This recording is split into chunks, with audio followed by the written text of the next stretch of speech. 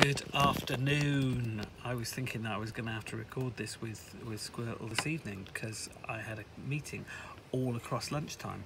But as it's turned out, the meeting finished nice and early, so I've managed to have a bit of lunch and come down and see young Molly here. So we are back with the Adventures of the Wishing Chair. We're on chapter 17. Nine more chapters to go. Yes, 9 more chapters to go. So it finishes on chapter 26. So that takes us through to, what are we on today? Tuesday. So that takes us through to kind of like, because we only do this on weekdays. I can't work that out. End of next week. So I think it finishes, that takes us nicely till the end of next week.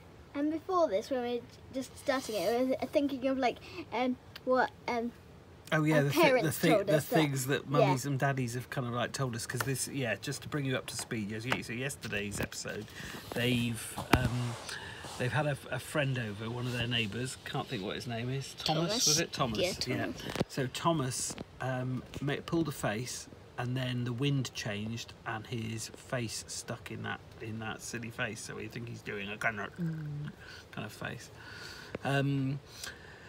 So his face is stuck, and I really remember that chapter from when I was growing up, because my mummy always used to tell me that. My mummy and my daddy always used to tell me that if changed face, or that if you pulled the face, it would stick.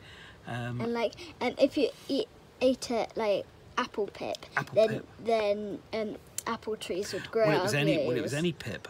So if you ate a pip from, so if you ate apple pip, it would be an apple tree. Just depending which pip you had as to which tree you'd have growing out of your head. And I can remember a picture. From my youth with somebody with a tree growing out of their ears. So there was pip. But if you ate a pip, it was that you'd grow the tree out of your ears. And I was saying just now about the Sandman. The Sandman, which was... It's like you weren't sleeping.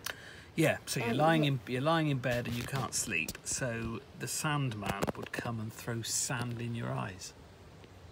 Just child cruelty, isn't it? Just child cruelty. We haven't said anything like that to you, have we? I can't think. Mummy told me that Grandma said it, but she's never told that to me. Oh right, what about the wind changing or the pip? The pip. The pip. Oh right, okay. Well, maybe both. Yeah, it's horrible, isn't it? Horrible. It used to terrify me thinking that was going to happen. Right, shall we crack on with story, and then we can have some lunch? What are you having for lunch? What's Mummy making, a sandwich? Maybe. Yeah, maybe. Right, so the deal is we've got Thomas from next door to Peter and Molly. And they're visiting the Windy Wizard. They're visiting the Windy Wizard to try and get a cure for Thomas's stuck silly face. Okay. The wishing chair rose high into the air, carrying Peter and Chinky. It had stopped raining, it was a hot sunny day, and the wind the chair made rushing through the air was very pleasant. Peter wished Molly was with them. It was much more fun to go on adventures all together. Presently the chair came into a very windy sky. Goodness, how the wind blew. It blew the white clouds to rags, and it blew Peter's hair nearly off his head. It blew the chair's wings so that it could hardly flap them. The Windy Wizard lives somewhere about here, said Chinky, looking down. Look, do you see that hill over there, golden with buttercups? There's a house there. It's the Windy Wizard's, I'm sure, because it's rocking about in all directions as if the wind lived inside it. Down flew the wishing chair. It came to rest outside the cottage, which was certainly rocking about in a most alarming manner. Peter and Chinky jumped off and ran to the cottage door. They knocked. "Come in," cried a voice. They opened the door and went in. Oh, the wind rushed out at them and nearly blew them off their feet. "Good day," said the Windy Wizard. He was a most peculiar-looking person, for he had long hair and a very long beard, and a cloak that swept to the ground. But as the wind blew his hair and beard and cloak up and down and round about all the time, it was very difficult to see what he was really like. "Good day," said Peter and Chinky, staring at the wizard. He hadn't a very comfortable house to live in, Peter thought, because there were draughts everywhere, round his legs, down his neck, behind his knees, and all the cottage was full of a whispering, sighing sound, as if a wind was talking to itself all the time. Have you come to buy a little wind? Asked the wizard. No, said Chinky. I've come about a boy who made faces when the wind changed, and he can't get right again. So we thought perhaps you could help us. I know that if we could get a little of the wind that blew at that time and puff it into his face, he'll be all right. But how can we get the wind? What a foolish boy, said the windy wizard, his cloak blowing out and hiding him completely. What time did this happen? At 3:30 this afternoon, said Peter. I heard the nursery clock strike. It's difficult, very difficult, said the wizard, smoothing down his cloak. You see, the wind blows and it's gone in a trice. Now let me think for a moment. Who is likely to have kept a little of that wind? What about the birds that were flying in the air at that moment? Asked Chinky. They may have some in their feathers, you know. Yes, so they may, said the wizard. He took a feather from a jar that was full of them and flung it out of the door. Come, birds, and bring the breeze from your wing, he chanted. Peter and Chinky looked out of the door, hoping that dozens of birds would come, but only one appeared, and that was a blackbird. Only one bird was flying in the air with the wind at that moment, said the wizard. Oh, sorry. Only one bird was flying in the air with the wind at that moment, said the wizard. Come, blackbird, shake your feathers. I want the wind from them.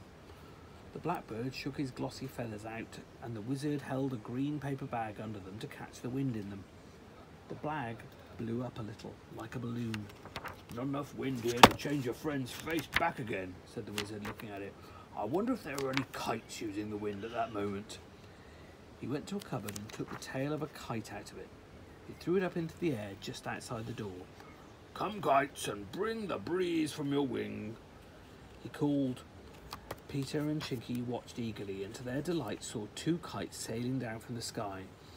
One was a green one, and one was a red. They fell at the wizard's feet. He shook each one to get the wind into his green bag, and it blew up just a little more. Still not enough, said the wizard.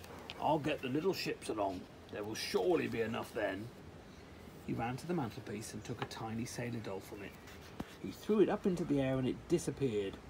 Come, ships, and bring the breeze from your wing, sang the old wizard, his hair and beard streaming out like smoke.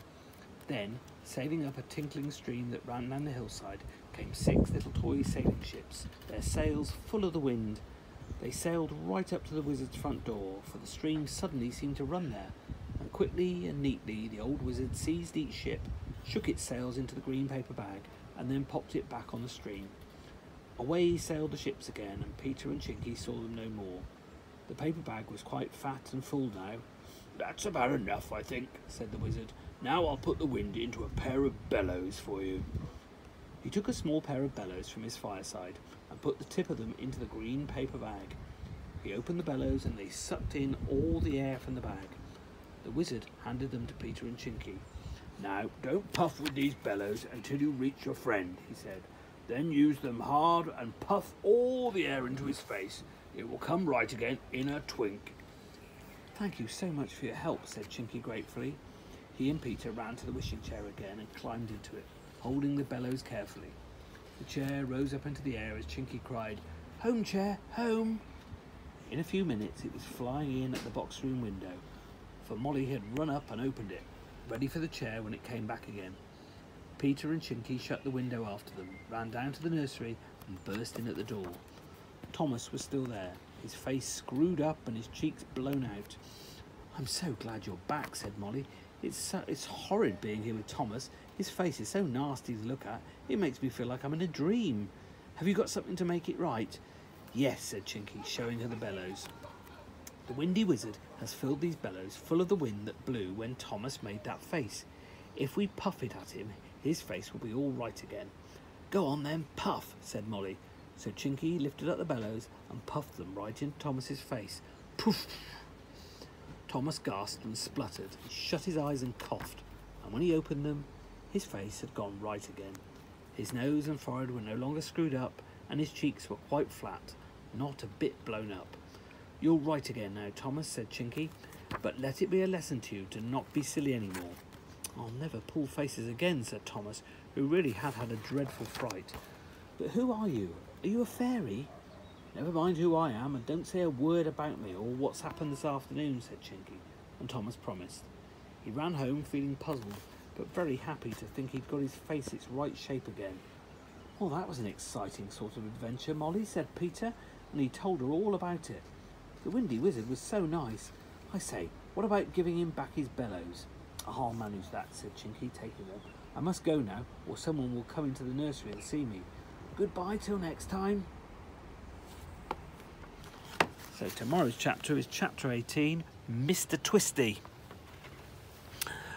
Okay, what have we got else to report?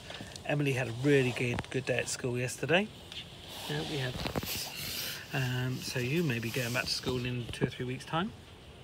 But Emily's doing school on Monday and Tuesday, so she'll be back with you tomorrow. Because you're missing her a bit. I know you're not admitting it, but you are missing her a little bit. And what else is happening tomorrow? The wind, the weather's changing a bit. We've had glorious weather. We've got another glorious day today, but it all changes tomorrow. It's a bit of a rainy day tomorrow, so you better come outside this afternoon and play in the pool that's still up, but looking a little bit sad and bedraggled over there. You can't really see it because of the water. That blue thing. It's looking a little bit like it needs blowing up, but it probably needs taking down totally, to be honest, if the weather's going to change. But maybe have a little splash in it this afternoon.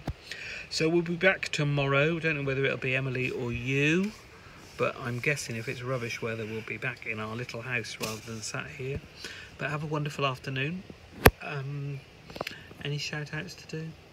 Oh, no. Let's do shout-outs to people at school. So I saw... Who did I see this morning? I saw Mrs. Wilson and I saw Reverend Tessa. So it was really nice to see both of them. So hello, Mrs. Wilson, and hello, Reverend Tessa. Really nice to see you both. We had virtual hugs from a distance. Virtual social distance hugs, because we missed everybody and it was nice to see them. So have a wonderful afternoon. We will catch up tomorrow for chapter 17, so chapter 18 tomorrow, Mr. Twisty, the start of a new episode. Okay, bye.